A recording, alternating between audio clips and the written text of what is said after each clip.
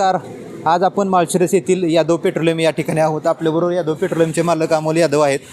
काल जो प्रकार डिझेल संदर्भात घडला या संदर्भात आपण त्यांच्याशी चर्चा करणार आहोत. जो काय काल प्रकार घडला, हा प्रकारासंदर्भात काय सांगाल, नेमकं काय घडलं होतं? काल जो प्रकार घडला, जो सोशल मीडियावर बातम्या टाकल्या गेल्या, चुकीच्या बातम्या टाकल्या गेलेल्या आहेत. आमच्या पेट्रोल पंपात कोणतीही चुकीची घटना घडलेली नाही व ज्यांनी शंका व्यक्त केली त्या ठिकाणी जाऊन तहसील ऑफिसच्या अधिकाऱ्यांनी तिथं जाऊन आमच्या गाडीतील डिझेल पूर्ण सगळे चेक केले आहे. तिथं त्यांना डेन्सिटी वगैरे क्लिअर मिळालेली आहे. त्यांनी पुढे रिपोर्ट सगळा पूर्ण क्लिअर केलेला आहे तहसील ऑफिसने आणि त्यात कोणतीही चुकीची बाब आढळून आलेली नाही. कुणीही चुकीच्या अफवांवर विश्वास ठेवू नये. काय काय प्रकार असू शकतो? हा मला बदनाम करण्याचा हा प्रकार आहे. यापुढे जर असा कोण प्रकार करण्याचा प्रयत्न करत असेल तर त्याच्यावर आम्ही कायदेशीर कारवाई करू. ओके.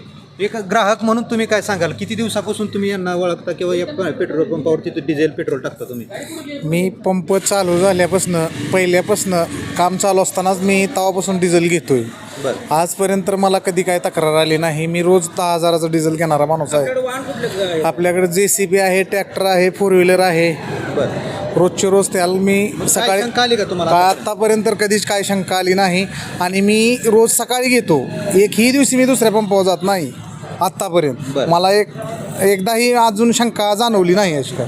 मग आता तुम्ही ग्राहकांना काय सांगाल एकंदरीत, आता या यादव पेट्रोलियमची जी बदनामी होती याबद्दल काय सांगाल तुम्ही आता? ही लोक काय असतंय, थोडं लोकांची बदनामी करायची म्हणलं की काहीतरी स्वरूपातून करते ती. आता मी रोज तेल घेतो. इथं रोज माणसं रस्त्याची येतात जातात तेल घ्यायला. त्यांनी कोणी तक्रार केली? दररोज या पेट्रोल पंपावर हजारो लोक येतात. हो. कोणाची तक्रार नसते. मग असं काय होतंय? ही काहीतरी थोडं त्यांच्या काय मनाला वाटलं असेल म्हणून बरं, केली. ठीक आहे. ओके, धन्यवाद. नमस्कार. आता हे तुमचं माल वाहतूक पेज आहे. तुम्ही किती दिवसापासून या पेट्रोल पंपावरती डिझेल टाकता आणि काय अनुभव आहे तुम्हाला? 3 वर्ष झालं टाकतोय. दोन गाडी आहेत माझ्याकडं. एकदम व्यवस्थित डिझेल एकदम व्यवस्थित येते. बरं. हां, ॲव्हरेज पण चांगला पडतो. सेवा पण एकदम व्यवस्थित आहे. व्यवस्थित आहे. हो. तुमच्या गाड्या किती आहेत त्या? गाड्या 2 आहेत आपल्या. म्हणजे 2 गाड्यांना तुम्ही कंटिन्यू इथूनच डिझेल हो, इथूनच चांगली सेवा आहे त्यांची. हो, एकदम व्यवस्थित आहे. Okay, thank you. काल एक बदनामीचा व्हिडिओ आलता यादव पेट्रोल पंपाचा, याबद्दल आपण काय सांगा? नाही, बदनामीचं तर काय नाही. आम्हाला आता 3 वर्ष झालं माझी गाडी व्यवस्थित चालते. काय सुद्धा अडचण नाही, कधी प्रॉब्लेम नाही, काय नाही कुठलाच. आता डिझेल टाकायला चालू आहे, आता भरायला चालू आहे. हो. बरं. म्हणजे काय सुद्धा काय नाही, काय. कारण लोकांना बळी पडू नये. हो.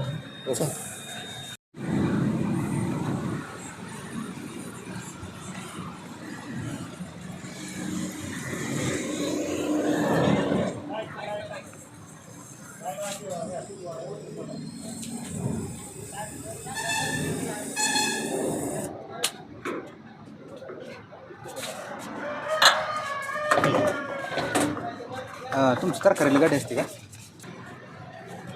आता तुमची गाडी कशावर असते काय? तरकारीला. तरकारी. पण आता तुम्ही किती वर्षापासून इथं पेट्रोल टाकताय, डिझेल टाकताय? डिझेल 2 वर्ष झालं टाकतोय. बरं, काय तुम्हाला आढळून आलं का डिझेल काय काय अडचण नाही. म्हणजे काय भेसळ वगैरे काय असं? नाही काय. कुठपर्यंत तरकारी वाहण्याचं आपलं रोटेशन काय? पुणे ते Akluj Velapur daily service. Daily service आहे. कधी काय तुम्हाला गाडीन त्रास किंवा या डिझेल नाही काय. म्हणजे फॉल्ट काय नाही? नाही काय. ओके. आता तुम्हाला या ठिकाणी तुम्ही एक ग्राहक म्हणून काय सांगाल, एक पत्रकार पण आहात, तुम्ही किती दिवसापासून या पंपावर पेट्रोल टाकताय, काय भावना आहे?